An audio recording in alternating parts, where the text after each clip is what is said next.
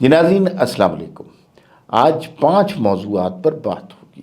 پہلی بات تو یہ ہے کہ نئے سال کا پہلا دن ہے۔ پاکستان میں نیا سال کا جشن کیسا منایا گیا اس پر تھوڑی سی بات کریں گے۔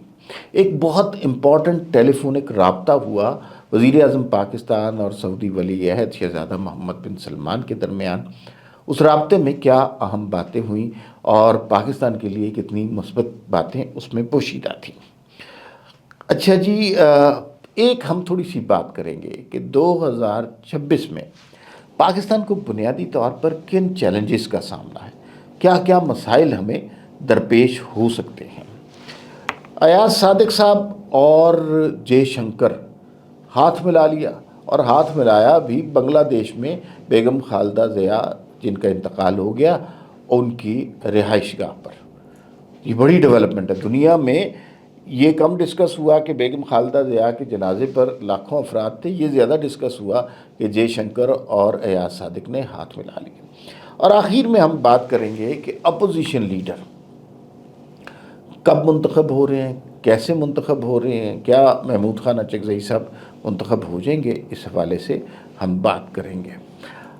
آپ سب کا بہت شکریہ، آپ اس پلیٹ فارم کا ساتھ دے رہے ہیں۔ آپ سے درخواست ہے کہ اس چینل کو سبسکرائب کر لیں، بیل آئیکن کو پریس کر لیں، اور تاکہ ہر ویڈیو آپ کو بر وقت ملتی رہے۔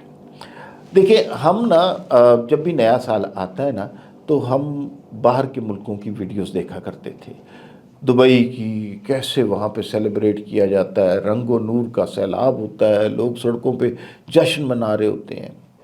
اچھا، فرانس کی، وہاں کس طرح نئے سال کا استقبال ہوتا ہے، امریکہ کی، انگلینڈ کی، اچھا یہ سارے مناظر ہم دیکھتے تھے، اور ہم اتنے زیادہ اپنے مسائل میں پھنسے ہوئے ہیں کہ ہمیں جشن منانے کی، خوشیاں منانے کی یاد ہی نہیں رہتی۔ لیکن کل پاکستان میں، اور زیادہ تر پاکستان میں، جس طرح نئے سال کا استقبال کیا، لاہور لبرٹی چوک کی سب سے اچھا تو وہی تھا، لبرٹی چوک کی آپ فوٹیج دیکھیں جس طرح، اور ہزاروں لوگوں نے وہ انجوائے کیا ہے امن کے ساتھ۔ کوئی دھماکہ نہیں ہوا، کوئی دہشت گردی کا واقعہ نہیں ہوا، کسی نے آگ نہیں لگائی، کسی مذہبی رہنما نے وہاں پر کوئی فتوے نہیں دیے۔ پاکستانیوں نے بس ایک جشن منایا ہے، کیونکہ بہت اچھی بات تھی۔ اسی طرح کراچی میں بھی گورنر صاحب کامران ٹیسوری صاحب نے بڑا خوبصورت آتش بازی کا اہتمام کیا، حتیٰ کہ پشاور میں بھی اس آتش بازی کا اہتمام ہوا، لوگوں نے نئے سال کو سیلیبریٹ کیا۔ یہ بڑی اچھی بات ہے، ہمیں اپنی خوشیوں کو سیلیبریٹ کرنے کی عادت ہونی چاہیے۔ ہر وقت نیگیٹیوٹی، بری خبریں، ان سے نکلنا چاہیے۔ اچھا، جب ہم اچھی خبروں کی بات کر رہے ہیں تو کل ایک بہت اچھی خبر ہوئی، وہ یہ ہوئی کہ وزیر اعظم پاکستان نے سعودی ولی عہد جناب شہزادہ محمد بن سلمان کو ٹیلی فون کیا۔ اور سعودی عرب کے ساتھ آپ کو پتہ ہے کہ ہمارے تعلقات بڑے دیرینہ بھی ہیں، دوستانہ بھی ہیں، اور اس ملاقات میں خیر سگالی کے موضوعات پر بھی بات ہوئی، اور جو ہے عسکری معاملات پہ اور معاشی معاملات پر بھی بات ہوئی ہوگی۔ جیسے آپ کو پتہ ہے کہ ہمارا سعودی عرب کے ساتھ ایک بڑا شاندار معاہدہ، دفاعی معاہدہ ہو چکا ہے، اور وہ ہمارے لیے بڑی عزت کی بات ہے۔ تو وہ جناب وہاں پر گفتگو ہوئی۔ پھر یہ بھی بات ہوئی کہ سعودی ولی عہد شہزادہ محمد بن سلمان نے اس خواہش کا اظہار کیا کہ وہ پاکستان تشریف لائیں گے۔ اس سے اچھی خبر پاکستانیوں کے لیے کیا ہو سکتی ہے؟ اور ظاہر ہے شہباز شریف صاحب نے کہا ہوگا دیدہ و دل فرش راہ، تو وہ آئیں گے تو پھر ہم ان کا ایسا تاریخی استقبال کریں گے کہ جو ان کا حق بنتا ہے۔ تو یہ ایک بڑی اچھی پیش رفت ہے۔ اچھا، 2026 میں کن چیلنجز کا سامنا کر سکتے ہیں، اس پہ جلدی جلدی بات کر لیتے ہیں۔ چیلنجز بے تحاشا ہیں، لیکن میرے خیال میں انٹرنلی، ایکسٹرنل بھی دیکھ لیتے ہیں، انٹرنل بھی دیکھ لیتے ہیں۔ ایکسٹرنل لیول پر تو دیکھ لیجئے کہ ہمارے ساتھ افغانستان اور بھارت موجود ہیں۔ یہ ایک مستقل خطرے کی گھنٹی ہے، کیونکہ افغانستان کی جانب سے شرارتیں بند نہیں ہو رہی۔ لیکن ایک بات میں آپ کو اچھی بتاؤں کہ اچھی بات یہ ہو رہی ہے کہ اب پاکستان اور افغانستان کا بارڈر بند ہے، نقصان ہو رہا ہے انہیں، ہمیں بھی ہو رہا ہے تھوڑا بہت، لیکن ان کا زیادہ ہو رہا ہے۔ اس سے دہشت گردی کنٹرول ہو گئی ہے۔ تو یہ ایک افغانستان کی طرف سے آتے تھے، اب ہم نے روک دیا۔ تو افغانستان ہے، اس کے پیچھے یہ BLA BYC BLF والے، یہ سارے بھی یہی اس طرح کی حرکتیں کرتے ہیں، فنڈنگ انڈیا سے ہوتی ہے۔ تو ان دو ممالک سے ہمیں خطرہ رہتا ہے، ان سے ہم نے چوکنا رہنا ہے۔ اور ڈونلڈ ٹرمپ جو ہیں وہ ہماری بڑی عزت کرتے ہیں، بار بار فیلڈ مارشل کا ذکر کرتے ہیں، تو یہ تو بڑی اچھی بات ہے۔ ایکسٹرنل معاملات پر ہمارے تعلقات دنیا سے بہتر ہی ہوئے ہیں۔ انٹرنلی کچھ پرابلمس ہیں۔ پہلی بات تو یہ ہے کہ مسئلہ اکانومی کا ہے۔ اکانومی کہ ہم بڑے کہہ رہے ہیں فلاں جگہ معاہدہ ہو گیا، میکرو لیول پر یہ تبدیلیاں آ گئیں، اسٹاک مارکیٹ یہاں چل گئی، لیکن ابھی تک اس کے ثمرات عام آدمی تک نہیں پہنچے۔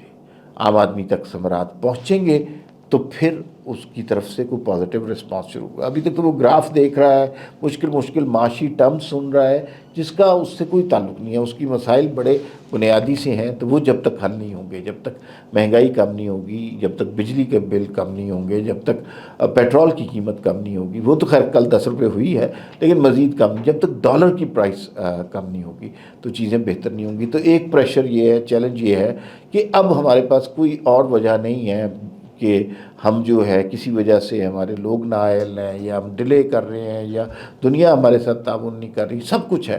تو اب ہماری ایفرٹ کے اثرات جو ہیں عام آدمی تک پہنچنے چاہیے۔ دوسری بات یہ ہے کہ معاشی سیاسی فرنٹ پر عمران خان صاحب جیل میں ہیں، اور جو انہوں کی کارکردگی اور ان کی جماعت کی کارکردگی رہی 2025 میں، مجھے نہیں لگتا کہ وہ 2026 میں بھی جیل سے باہر آ رہے ہیں۔ کہیں کوئی مفاہمت، کہیں کوئی پیچ اپ، اس طرح کی چیز نہیں آ رہی۔ اچھا، سٹاک مارکیٹ ہر روز نئے ریکارڈ بنا رہی ہے، تو وہ بھی ایک اچھا سائن ہے، لیکن اس گروتھ کو مینٹین کرنا ہے۔ یہ جو انٹرنلی یہ جو ہمارا ہے ہائیبرڈ نظام، یہ کس قدر قابل اعتبار ہے، کتنا پائیدار ہے، یہ بھی 2026 میں ہم دیکھ لیں گے۔ ایک اور خبر آ رہی ہے کہ 28ویں آئینی ترمیم بھی آ رہی ہے۔ 28ویں آئینی ترمیم کب آتی ہے، کیسے آتی ہے، کیا یہ حکمران اتحاد اسی طرح قائم رہ سکے گا یا نہیں، اس پر بھی یہ بھی ایک بہت بڑا چیلنج ہے۔ تو یہ بنیادی سے چیلنجز ہیں۔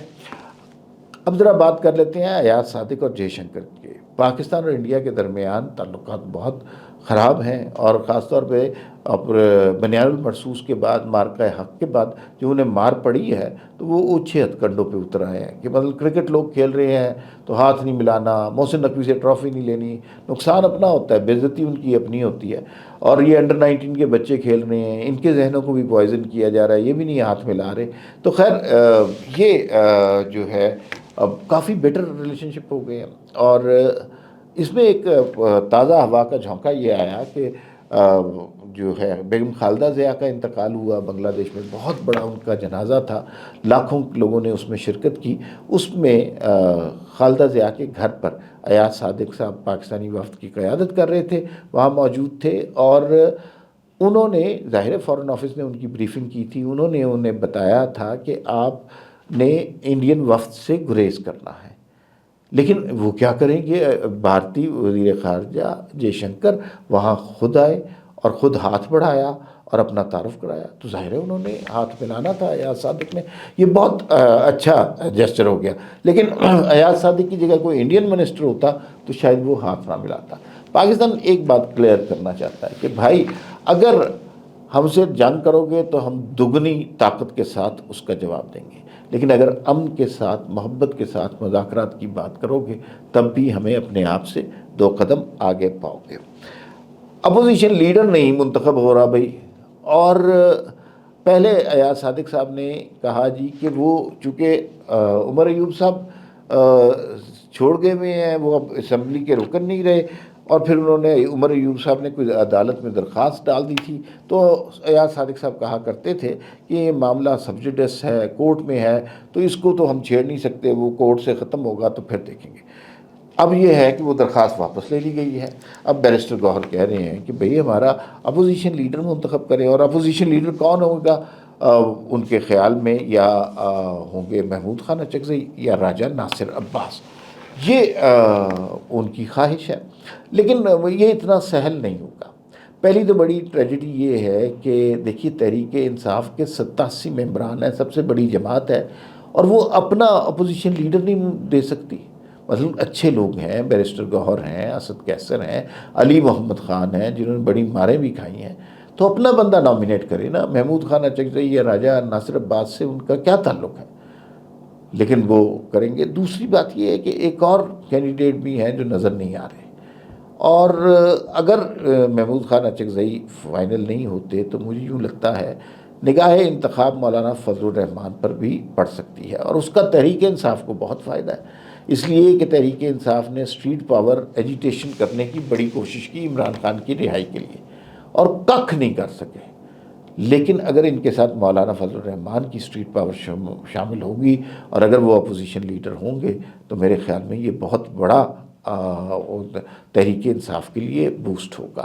دیکھیں مجھے یہ محمود خان اچکزئی اور راجہ ناصر عباس میں سے، حالانکہ ساری چیزیں کلیئر ہو گئی ہیں، ان دونوں میں سے کوئی لیڈر آف اپوزیشن بنتا نظر نہیں آ رہا۔ فی الوقت اتنا ہی، پھر ملاقات ہوگی۔ اللہ حافظ۔